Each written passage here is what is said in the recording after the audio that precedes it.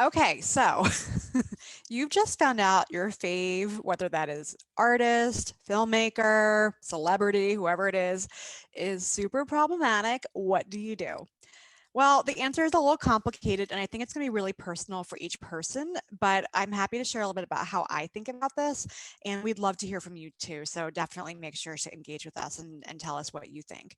But I definitely have stopped listening to certain artists, singers, for example, where they were super problematic. So, for example, I used to love Justin Timberlake a ton, and then just the more I heard from him as a celebrity and the more I really sort of understood how he was interacting and affecting other people in his life, namely people like Janet Jackson or Britney Spears, and really sort of critically was looking at how society was treating the woman around him versus treating him.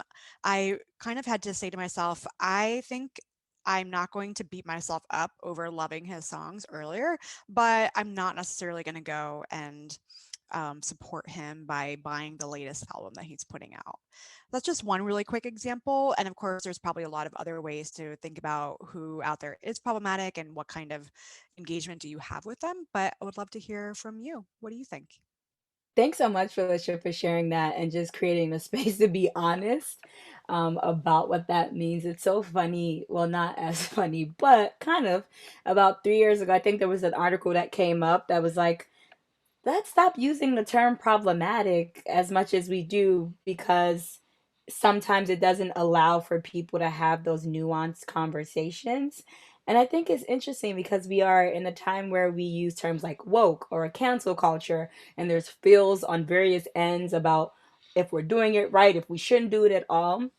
And some of the things that I've been thinking about my personal role is realizing that doing problematic things isn't necessarily just commentary on one siloed incident. Very often it's commentary around what's happening in our society. And I think that's why a lot of times there might be visceral reactions because when someone does or says something and they're a celebrity or they're in a platform where all eyes are on them, we are more able, to release judgment. And the truth is these things happen in our communities, in the workplace, and so forth. So I think one thing that I've come to realize, or at least help me understand, is one, giving grace, even if I choose not to listen to someone, but really thinking about, okay, this is something that I enjoy. Has this person named their mistakes? Are they actively working to make a difference? And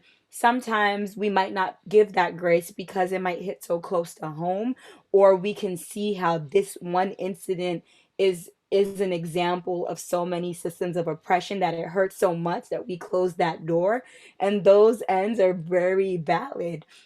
And so I've been thinking about grace and saying, if there are other options out there, can I use those things? So if it's like a social platform or a website where I order something from and I'm like, they're problematic and they're killing people or they're contributing to the death of people, then I'm like, okay, if I have the opportunity or privilege to listen to something else, support something else, then I'm more willing to go towards that route. And I think sometimes we don't realize that sometimes people, as especially as it relates to companies and organizations, sometimes people aren't in a privileged position to say, hey, I'm going to buy everything green, for example, or I'm going to be vegan, for example, or I'm not going to do other things because they might not have that privilege. And so I think this question expands beyond just celebrities, but also some of the companies and organizations that we might support, and thinking about, how can I just move away from this, and or